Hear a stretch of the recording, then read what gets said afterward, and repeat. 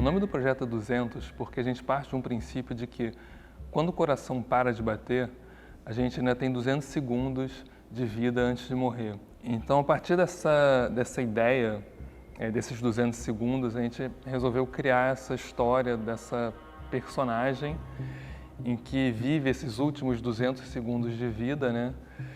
E nesses 200 segundos, né, que na verdade é um tempo dilatado no filme, né? Mas é como se nesses 200 segundos de vida ela tivesse a oportunidade de se encontrar com ela mesma em outros momentos da vida dela, né? Aí a gente foi experimentando nesse processo de criação algumas ideias que foram ficando mais, que a gente achou que fazia mais sentido nessa ideia do 200, né, dessa poética que acabou que virou um fio condutor interessante para a gente, né, de pensar esse momento que o coração para e a consciência segue, né, esse lapso, esse espaço de tempo, né, que a gente entendeu como se fosse assim poeticamente um espaço entre duas mortes, né? E aí eu trouxe até uma referência para ele na dança de uma coreógrafa da década de 50 americana que trabalhava com essa ideia de um arco entre duas mortes, né? Ela fez uma relação pelo ciclo da vida, uma analogia com o ciclo do movimento, né? Que na vida a gente nasce e nosso movimento muito perto do chão, né? O bebê engatinha até se levantar. Na vida adulta a gente ganha essa ideia da verticalidade, né? E quando a gente envelhece a gente retorna a uma horizontalidade, né? O idoso fica mais próximo do chão, né? Mais dificuldade de ficar na posição vertical. E ela fala que o movimento se dá num arco entre duas mortes. Ela trabalha essa ideia da queda e recuperação do movimento, que é uma ideia que é até hoje muito explorada na dança contemporânea, que é o meio onde eu trabalho com dança contemporânea, dança experimental. Então, ela faz essa analogia e a gente foi um pouco brincando com essa ideia desse arco entre duas mortes, né?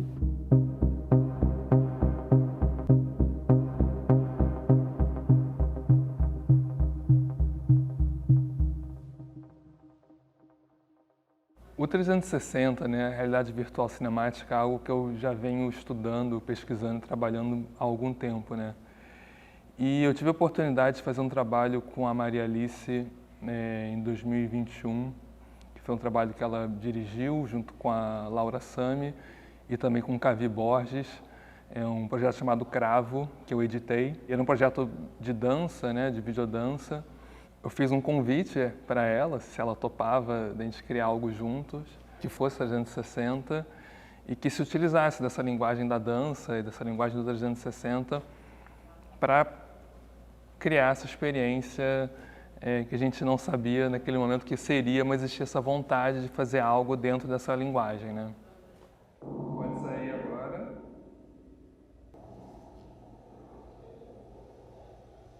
Dez segundos para o giro. Desde esse momento, ele entrou em contato e falou: eu trabalho com 360, tenho muita vontade de fazer um filme de dança e tal. Passou um ano, né, depois dessa situação, e aí rolou esse projeto, mas a gente não se conhecia muito, né? Eu já trabalhei também com vídeo, cinema, em outras produções, assim, mas nunca numa experiência tão específica, né?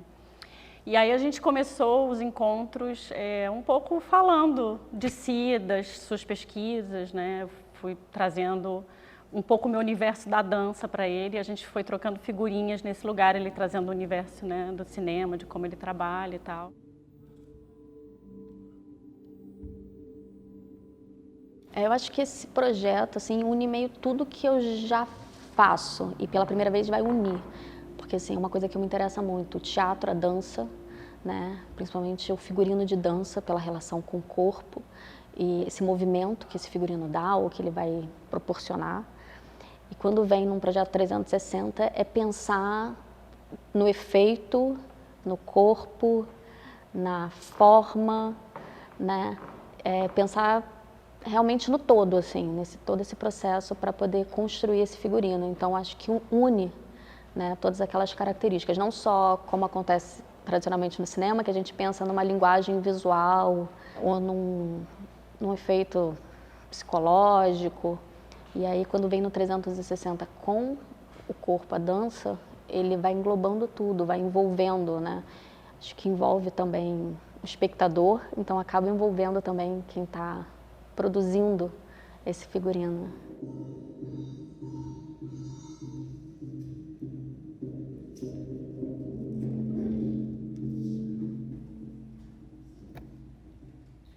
O vídeo 360 é um formato que é um pouco, assim, se você for se ater àquilo que normalmente se faz, ele é uma coisa meio sem muita, assim, possibilidade criativa no sentido como seria na cinematografia flat, né, que você troca lente, que você faz plano contra plano. 360 não, ele é um eixo e uma filmagem ao redor. Então, claro, você pode conduzir a filmagem, né, os cortes, tudo, mas tem menos recursos do que o cinema tradicional, no sentido da cinematografia, né? A gente está com 2 grandes desafios aqui para equilibrar, né? O primeiro é a própria luz. A câmera 360, pela natureza da própria captação, você não consegue fazer um plano contra plano, você sempre vai ter uma luz contra, sempre vai ter uma luz que vai estar invadindo, a lente sempre vai estar olhando diretamente alguma luz. Então a gente está tendo muita dificuldade na gestão desse flare que está sendo gerado muitas vezes de cima. E também outro desafio que a gente está contornando é a questão das emendas entre uma lente e outra, das emendas, das costuras estereoscópicas com o próprio movimento da bailarina, que atravessa entre uma lente e outra e circula muitas vezes o observador. Explica para quem não sabe o que é uma costura. Ok. Uma câmera 360, ela não tem uma lente 360, ela tem várias lentes que vão fazendo captações de vários trechos da imagem e depois a gente junta digitalmente, fazendo um processo de costura, né, stitch. Então a gente consegue essa sensação dessa esfera 360 que está circulando o observador, que está circulando quem está assistindo a obra. Só que essas zonas de costura são sempre zonas muito problemáticas quando alguém atravessa esse espaço, porque são as áreas onde uma lente tem sobreposição de imagem com a outra. Então, pode acontecer de na captação não sair de forma adequada o registro, né, de uma pessoa principalmente, nem uma lente e nem outra, e acaba gerando uma certa deformação, alguma coisa que é muito difícil de controlar, principalmente quando a gente está falando de dança com movimentos tão rápidos.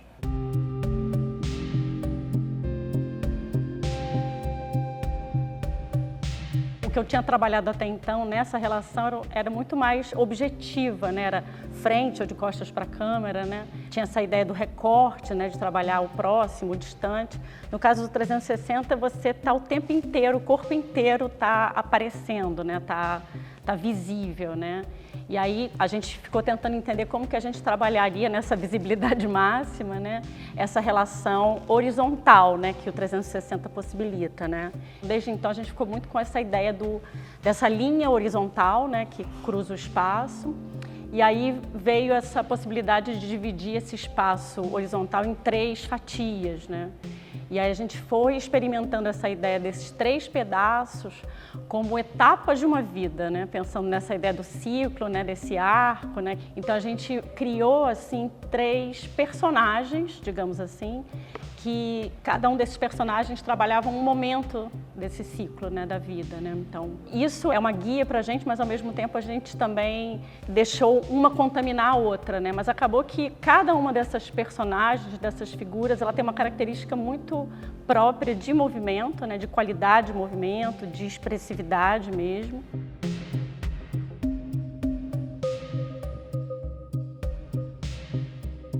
Você tem 3 ambientes que são criados separadamente, que são sobrepostos, né, formando uma imagem só no produto final, né? Então você vê essa mesma pessoa, essa bailarina, ao mesmo tempo ela em 3 locais diferentes. Podem ser 3 gomos, 3 zonas, ou depois tem um movimento e aí perde-se essa coisa de uma está aqui, outra está ali, outra está ali. Mas as 3 estão em cena. Isso também dá um apoio para a narrativa, que é uma coisa de que cada um representa uma fase da vida, sem querer dar muito spoiler, né? Mas são as 3 fases, né? Infância, idade adulta e a velhice, né? De uma pessoa que está chegando no fim da sua existência. Então, ela meio que olha para esse conjunto de uma vida, né? Esse balé meio que representa tudo aquilo que a gente carrega para trás na vida, né? Então a pessoa meio que olha para trás e vê tudo isso passar no momento final dela.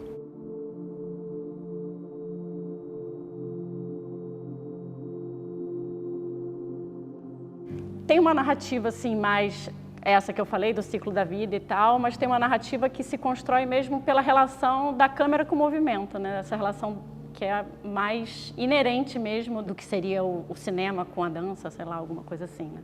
Então acho que a gente experimenta um pouco de forma um pouco abstrata também, né? Que o movimento tem isso, né? Ele também abstrai um pouco, né, as ideias, né? Ele se transforma numa outra coisa, né? Ele dissolve, né?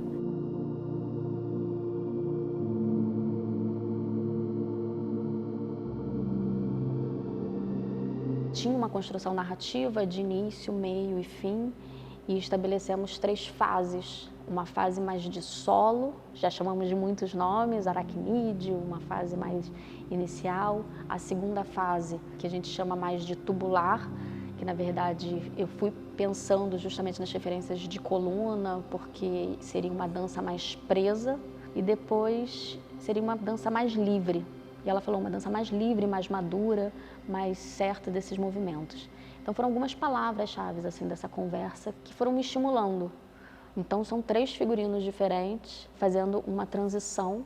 Então o primeiro mais fosco, com uma silhueta trapezoidal, que ajudasse a abrir também quando ela faz a parte mais no solo, chão. A segunda é o meio do caminho, mas nesse tubular, né, uma coluna, uma colonata, com algumas que a gente chamou de asas no decorrer, né? Depois de um ensaio resolvi mudar e trazer alguns tecidos e que na proposta do movimento, e eu falei assim, não, eu levo o figurino e você tem que pensar também nesse movimento que vai dar. Eu chamo quase um agenciamento entre o corpo desse ator, né? Dessa bailarina da atriz bailarina com o figurino. Então ela traz esse movimento e aí ela acabou trazendo também essa coreografia em que ela se amarra nesses tecidos e passa por um tecido fluido, com material próximo. Então, assim, vai fazendo uma simbiose. Então, eu pensei na textura, que dá para ver a silhueta, o corpo, a leveza. É um figurino que ajuda nesse movimento, que constrói o movimento, acompanha o movimento do corpo dela. Então, é um figurino que traz essa liberdade que ela falou no início. 10 segundos para acelerar. 5, 4, 3, 2, 1. No meio da lente. Acho que uma das ideias que eu acredito, de maneira geral, na direção de qualquer projeto, seja um projeto 360, seja um projeto audiovisual tradicional, assim, é que as pessoas que eu chamo para a equipe, geralmente são pessoas que eu não quero dizer para elas o que elas têm que fazer. Mas, ao contrário, eu gosto de chamar pessoas que sejam melhores do que eu naquilo que elas fazem e que elas me digam possibilidades do que a gente pode fazer junto. Então, ao chamar toda essa equipe, assim, acho que a ideia também é fazer com que eles venham não só como uma mão de obra qualificada, mas com pessoas que vão trazer ideias novas e ideias diferentes e soluções diferentes, e acho que junto a gente vai construir essa grande narrativa, enfim. Então eu acredito muito nisso, nessa criação que é compartilhada também, assim, entre todos numa equipe, assim. Acho que a única forma que eu acredito no audiovisual é assim. Eu achei tão significativo fazer nesse espaço, porque esse aqui é um teatro de dança da cidade, né? Acontece, vários bailarinos do Brasil, do mundo, passaram por esse palco. Então, quando a gente chegou aqui, quando a gente fechou, eu falei até com o JC, eu falei, cara, acho que é bem simbólico fazer esse projeto, sabe, nesse lugar. E além do mais que esse teatro é lindo demais, né? Então, acho que a câmera vai pegar, vai agregar muito para o projeto ter sido aqui. E a parceria da galera do teatro, que recebeu a gente, assim, com uma generosidade ímpar, sempre atendendo todas as nossas solicitações. Está sendo massa. Para chegar nesse teatro aqui, a gente pensou muito, assim, existiram algumas possibilidades. A gente pensava inicialmente fazer num galpão, ou num espaço mais sóbrio, uma caixa preta, mas a gente acabou chegando nesse teatro, e especialmente esse teatro que a gente está aqui hoje, que é o Cacilda Becker, é um teatro da dança, né, no Rio de Janeiro. E a gente queria um espaço que tivesse um pouco também essa qualidade, diferentemente de um teatro italiano, né? Mas que tivesse a plateia e o palco no mesmo nível e que tivesse um pouco essa qualidade dessa caixa preta, mas que também tivessem elementos próprios do teatro, né? A plateia, e aqui tem esse mezanino de madeira que é super charmoso, né? E a gente resolveu assumir esse espaço que pode ser um teatro, mas que também poderia ser um espaço, a gente pensa também como um limbo, né? Que a personagem se encontra, né?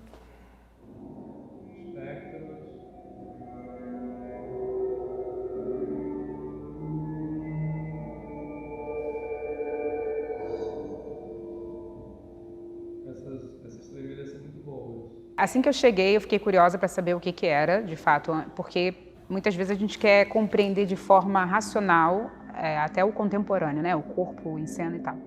Eu perguntei para a Alice, eu falei, o que que é exatamente o projeto de vocês? Aí ela me explicou tintim por tintim, aí o JC falou, olha, ela explica melhor que eu e tal. Então, acho que tem dois lugares. Um é eu perceber, eu entender a partir do ponto de vista dela e achar bem interessante. E depois eu assistir daqui, né, os ensaios e ver como é que o corpo expressivo dela me toca em algum lugar que não é o lugar do que ela me contou, que não é o racional, né, de fazer uma associação com o que é o projeto, que também fala da morte, né, desses 200 segundos, né. E os pequenos gestos dela, assim, me tocam em algum lugar que eu ainda não consigo nomear. Uma coisa que não é para entender, acho que é para sentir. 5, 4, 3, 2, 1. Dá uma outra sensação de experimento, né? Na linguagem do audiovisual, não só no... Que é isso, né? Misturar o audiovisual com a dança e a música. Então, assim, eu acho que é a grande liga. Eu não sabia desses 200 segundos, mas que a gente sempre meio que vê em algumas obras, né? E a forma como a Maria Alice coloca na personagem dentro desses quadros, né? Nesses 3 tempos, assim, coloca a gente para se pensar também nessas fases. E eu acho que é por isso que é tão potente, tão dilatante, assim, de chegar até a gente, sabe? Por mais tipo, não conheço sobre dança, mas da forma que ela coloca, não tem como as pessoas não se identificarem. E colocar, se pensar também, né, o que eu veria nos 200 segundos antes de morrer, ou de viver, né, não sei, depende do ponto de vista. Na frente aqui, o cabelo tá vindo, né, ele vem no movimento. Eu já pego essa espiral aqui, subo por ali, mas aí eu já viro por aqui e... Você vira ao contrário? Eu faço uma espiral mesmo. Ela pensou na narrativa, numa dramaturgia da dança, e ela me compartilhou comigo. Ela ainda não tinha coreografia, ela tinha uma dramaturgia de dança, ainda incipiente, inicial. E aí eu tive a ideia dos figurinos. Então, assim, teve uma liberdade criativa muito grande, coisa que você raramente vê nos trabalhos, assim. Então, eu pude pesquisar, fiz um mood board, a gente apresentei imagens do desenho, croquis, e fomos adaptando. Na verdade, o figurino, depois, para construir essa simbiose com o corpo dela, foi se adaptando. Abre aqui, né? Aqui eu preciso de mais firmeza. Então, por isso que eu chamo até de agenciamento, assim, que eu acho que o figurino não existe sem esse corpo em movimento. Como é uma produção em 360, circular, todas as dimensões desse figurino estão em exposição. Então é uma escolha, assim, quando o espectador vai decidir o que ele vai querer ver. Também é uma grande tensão na hora de fazer, assim, não tem nem como você chegar para o fotógrafo e falar, defende aí, me ajuda, porque tudo tem que dar certo. Então, os truques são vistos, assim. E eu acho que o figurino também ele ajuda isso, ele ajuda essa movimentação. Dentro da proposta, são 3 figurinos diferentes, 3 fases diferentes dessa personagem. E dialogam entre si, né, com essa coreografia. Eu acho que o figurino também ajuda a contar a história de que são fases diferentes.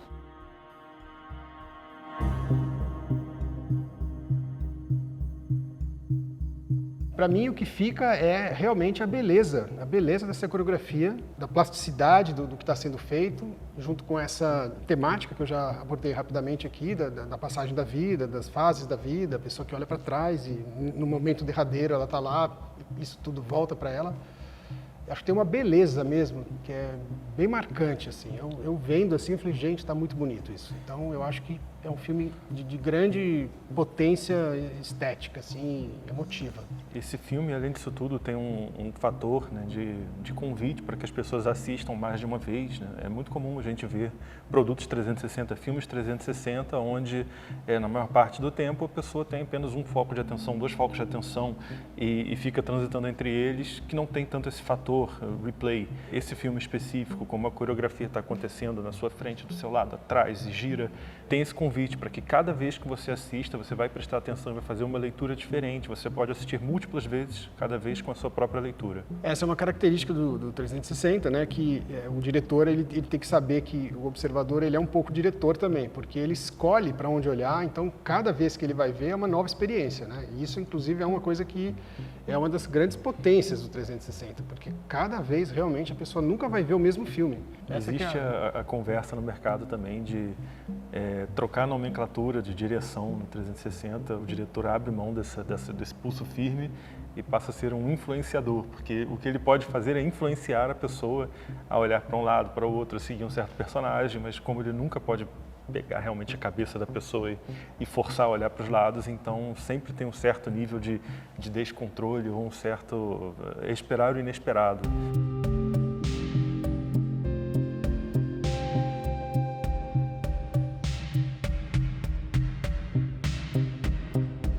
Esse interesse pelo 360, pela realidade virtual, assim, vem muito mais desse interesse, sim, pela tecnologia, né? Mas acho que é muito mais do que a tecnologia pela tecnologia, mas o que a gente pode contar com essa tecnologia, sabe? Então, eu comecei a ter maior contato com esse universo do 360 a partir de 2019, e eu acho que ainda é um terreno muito recente e que tem muito a ser explorado, assim, em termos de linguagem, em termos narrativos, né? Então, uma das minhas ideias é o que a gente pode contar com isso, que histórias a gente pode contar que ainda não foram contadas, ou de formas diferentes a gente pode usar essa tecnologia de uma maneira que ainda não foi utilizada, sabe? Então, o interesse vai também muito nesse caminho, assim, de explorar essa linguagem, explorar esses limites, sabe? Essas bordas.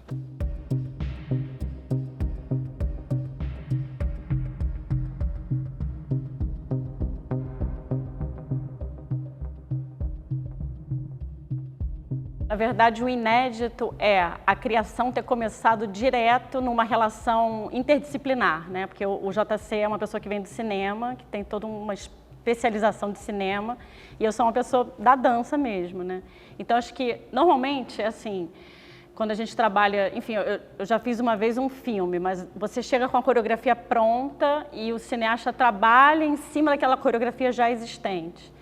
Nesse caso específico, foi inédito para mim a gente começar uma criação do zero, já numa relação de diálogo, né? Já dissolvendo essas fronteiras do que seria a dança e o cinema, né? A dança e o cinema, elas viraram um campo ali artístico, onde a gente estava trazendo cada um as suas ideias e a gente foi criando esse roteiro, criando essa estrutura juntos. Então isso para mim é inédito e foi uma parceria muito gostosa, assim, sabe? De você sair do seu lugar de conforto também, poder experimentar outras coisas, né? Eu entender esse lugar desses múltiplos olhos que essa câmera do 360 tem, né? E ele também se arriscar e falar, não, aquele movimento assim podia ser mais assado, né? Ele quase coreografando também, né? Sem ter essa especialidade da dança. Então isso para mim foi muito interessante, assim, essa saída, né? Borrando um pouco essas fronteiras, assim.